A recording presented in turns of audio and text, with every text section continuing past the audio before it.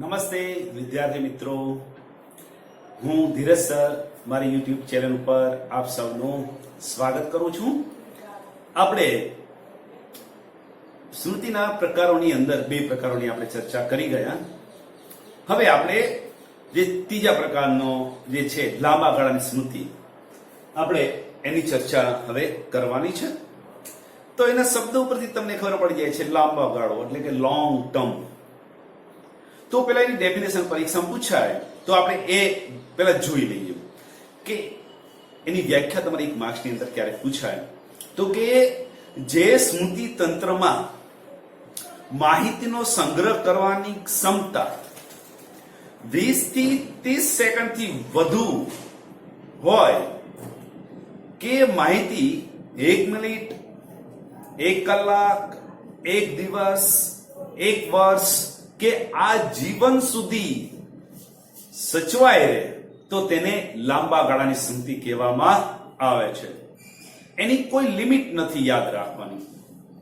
જેમ કે તમને 30 સેકન્ડથી વધુ પણ યાદ રહે, 1 મિનિટ, 5 મિનિટ, 10 મિનિટ, અડધી કલાક, કલાક, 10 કલાક, 1 દિવસ, 1 અઠવાડિયું, 1 મહિનો, 1 વર્ષ કે ક્યારેક તો આ જીવન તમારા માનસપાઠ ઉપરથી એ સ્મૃતિ જાય નહીં.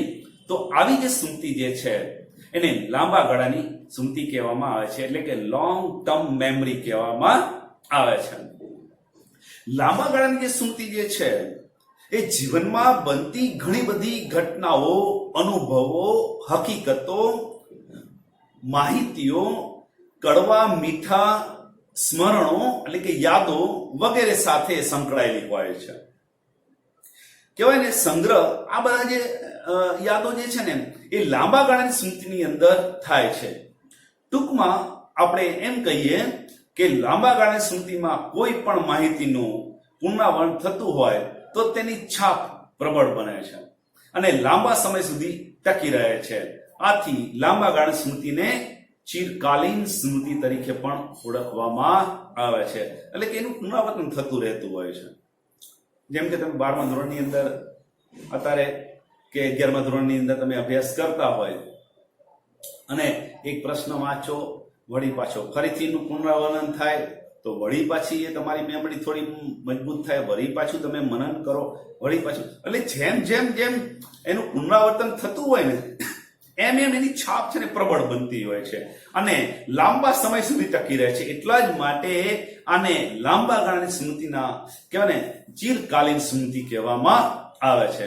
તો હવે એના પ્રકારો છે, એટલે કે લાંબા ગાળાની સ્મૃતિના લોંગ ટર્મ મેમરીના 3 પ્રકારો છે. એ ટૂલ વિંગે આપેલા છે. ટૂલ વિંગે એના 3 પ્રકારો આપ્યા છે. તો આપણે 3 પ્રકારોની સ્ટેપ બાય સ્ટેપ વાત કરી. પહેલો પ્રકાર છે ઘટનાત્મક સ્મૃતિ, બીજો પ્રકાર છે એ અર્થનાત્મક સ્મૃતિ અને જે ત્રીજો પ્રકાર છે એ રીતિલક્ષી સ્મૃતિ. તો પેલા આપણે ટાઇટલ ઉપરથી તમને ખ્યાલ આવી જશે કે ઘટનાત્મક સ્મૃતિ એટલે કે કોઈ ઘટના સાથે સંબંધિત ઘટનાની વાત થઈ રહી છે. ટૂંકમાં આને આપણે આત્મકથનાત્મક હકીકતો પૂર્વ પર સંદર્ભ સાથે સમાવિષ્ટ થાય તેને ઘટનાત્મક સ્મૃતિ કહેવામાં આવે છે. કે તમને પર્સનલી અનુભવ થયેલા હોય, એ અનુભવના તમે સાક્ષી હોય, સાદી ભાષામાં કહીએ તો. એટલા માટે એને આત્મકથનાત્મક હકીકતોના પૂર્વ પર કહેવાય ને સંદર્ભ સાથે સમાવિષ્ટ થાય તેવી તેને ઘટનાત્મક સ્મૃતિ કહેવામાં આવે છે. ટૂંકમાં જે ઘટનાઓનો પ્રત્યક્ષ અનુભવ તમને થયો હોય અથવા તો કરવામાં આવ્યો હોય તે ઘટનાઓના આ સ્મૃતિ સંગ્રહિત થયેલી હોય છે. જેમ કે તમારી સમક્ષ કોઈનો લગ્ન પ્રસંગ હોય, મિત્રોનો તમે બર્થડે ઉજવો હોય ત્યારે તમારી હાજરી હોય, તમે કોઈ વેકેશનના ગાળામાં સરસ મજાના સ્થળે, રાજસ્થાન છે, કાશ્મીર છે કે વિદેશ ફરવા ગયા હોય તમે, એવી જ રીતે તમારી સમક્ષ કોઈ દુઃખદાયક ઘટના બની હોય, તમારી સમક્ષ તમારી હાજરીમાં જ કોઈનો અંતિમ શ્વાસ કોઈ લીધો હોય, કે તમે રોડ ઉપર જતા હોય ને કોઈ એક્સિડન્ટ થયું હોય, અથવા કોઈ બી ઘટના હોય જેના તમે ઘટનાના સાક્ષી બન્યા હોય, એ ઘટના સુખદાયક પણ હોય અને દુઃખદાયક પણ હોઈ શકે છે. ટૂંકમાં આપણે એમ કહીએ કે આ જે સ્મૃતિ જે છે એ એક સંપૂર્ણ રોજનીશી છે. રોજનીશી જેની આપણે રોજે રોજ ઘટના બને અને એની આપણે નોંધ કરતા હોય છે. એટલે કે જેમાં જીવનની વિવિધ યાદો, બનાવો, ઘટનાઓ અને જીવનના સુખ દુઃખના અનુભવો નોંધાય છે. જેમ કે બાળપણની અંદર તમે પહેલી વખત બાળ મંદિરે ગયા હોય ત્યારે તમે રડ્યા હોય, તમારા જે ટીચર હોય એ તમને ચોકલેટ આપી હોય, તમને સાનો રાખ્યો હોય, તો એ ઘટના તમને યાદ હોય. ફર્સ્ટ ટાઈમ કોઈ ટીચર હરખી રીતના તમને ધોઈ નાખ્યા હોય તો એ પણ તમને યાદ રહી જાય. તમને કહેવાય ને કોઈ સ્પર્ધાની અંદર ઇનામ મળેલું હોય અને એ ઇનામની ઘટના પણ તમને યાદ રહી જાય છે. ક્યારેક કોઈ મિત્ર જોડે બોલાચાલી થઈ હોય, થોડી મારામારી થઈ હોય તો એ પણ તમને યાદ હોય છે. એટલે જીવનના કહેવાય ને ખાટા મીઠા અનુભવો, સુખદાયક દુઃખદાયક બધા અનુભવો જે હોય છે એ આની અંદર હોય છે. ટૂંકમાં આપણે એમ કહીએ કે તેમાં આપણા વ્યક્તિગત અને અંગત અનુભવો હોય છે. દાખલા તરીકે જેમ કે આપણે ભૂતકાળમાં રાજસ્થાન ફરવા ગયા હોય કે બોમ્બે ફરવા ગયા હોય કે પછી કાશ્મીર ફરવા ગયા હોય કે સગા સંબંધીઓના લગ્નમાં બોમ્બે કે બીજા રાજ્યની અંદર આપણે ગયા હોય કે ગામમાં ગયા હોય, અથવા તો સ્નેહીજનોનું મૃત્યુ થયું હોય કે કોઈ અકસ્માતથી આપણે કે ને આવા જ રીતે બચી ગયા હોઈએ. આ બધી ઘટનાઓ આજ સુધી યાદ રહેવાનું કારણ એ ઘટનાત્મક સ્મૃતિ છે. કારણ કે જેની અંદર તમે પર્સનલી ઇન્વોલ્વ હોય ને એ વાતો આપણે જડદીન ભૂલતા નથી. એમાં ઘટના સાથે જે સંબંધિત હોય છે એ બાબતો તો આપણે ક્યારેય ભૂલતા નથી. એ પછી દુઃખદાયક હોય તો ભલે કે આનંદદાયક કે સુખદાયક હોય તો ભલે. ત્યારબાદ વાત કરીએ એ છે અર્થનાત્મક સ્મૃતિની વાત કરીએ. એટલે કે ઘણી બધી સ્મૃતિ એવી છે કે જે એનો અર્થ સમજવો પડે છે. એનું તમે કોઈ મોડ્યુલ રજૂ નથી કરી શકતા કે ના તો તમે કોઈ એવું કહેવાય ને કે ઉદ્દીપક કે એવું તમે રજૂ કરીને આને આમ કહેવાય એમ નહીં. એને તમારે એનો અર્થ સમજવો પડે. એટલા માટે એને અર્થનાત્મક સ્મૃતિ કહેવામાં આવે છે. એટલે કે પૂર્વ પર સંબંધ વિના વિશિષ્ટ અનુભવો કે હકીકતોનું તેમજ અર્થ વિષયના કહેવાય ને બિન વ્યક્તિક જ્ઞાનનું સ્મરણ એટલે અર્થનાત્મક સ્મૃતિ થાય છે. ફરીથી રિપીટ કરું છું એની ડેફિનેશન કે પૂર્વ પર સંબંધ વિના વિશિષ્ટ અનુભવો કે હકીકતોનું તેમજ અર્થ વિષયના બિન વ્યક્તિક જ્ઞાનનું સ્મરણ એટલે અર્થનાત્મક સ્મૃતિ એવું થાય છે. ટૂંકમાં આપણે એમ કહીએ કે અર્થનાત્મક સ્મૃતિ જે છે એ એનો કહેવાય ને ગર્ભિત અર્થ આપણે સમજવાનો હોય છે. એટલે કે આની અંદર આ સ્મૃતિની અંદર રોજબરોજની વસ્તુઓ, તથ્યો, સામગ્રીઓ અને ભાષા વિશેનું સંગઠિત જ્ઞાન સંચિત થયેલું હોય છે. આથી તેને સામાન્ય જ્ઞાનની સંગઠિત સ્મૃતિ પણ કહેવામાં આવે છે. જેમ કે કોઈ આપણે કે મનોવિજ્ઞાન એટલે શું, તો તમે એને કોઈ આમ ચિત્ર દેખાડીને કે તમે એને કોઈ મોડ્યુલ દેખાડીને ન સમજાય જો આને મનોવિજ્ઞાન કહેવાય, તમારે એની ડેફિનેશન એ સમજાવવી પડે. એની કહેવાય ને એનો અર્થ કે મનોવિજ્ઞાન એટલે તો કે મનુષ્ય અને પ્રાણીના વર્તનનું જે અભ્યાસ કરતું, આ શોર્ટ વ્યાખ્યાની વાત કરું, અભ્યાસ કરે છે તેને મનોવિજ્ઞાન કહેવામાં આવે છે. આ નાની તમે એને અર્થ સમજાવો કે એ શું કરે છે, તો કે માણસ જે વર્તન કરે છે, પ્રાણીઓ જે વર્તન કરે છે એનું નિરીક્ષણ દ્વારા બીજી પદ્ધતિ, આમ તમે એને કહેવાય ને શાબ્દિક રીતે કોઈ એક્ઝામ્પલો આપીને તમે સમજાવી શકો છો. એનો અર્થ સમજાવવો હોય તો તમારે.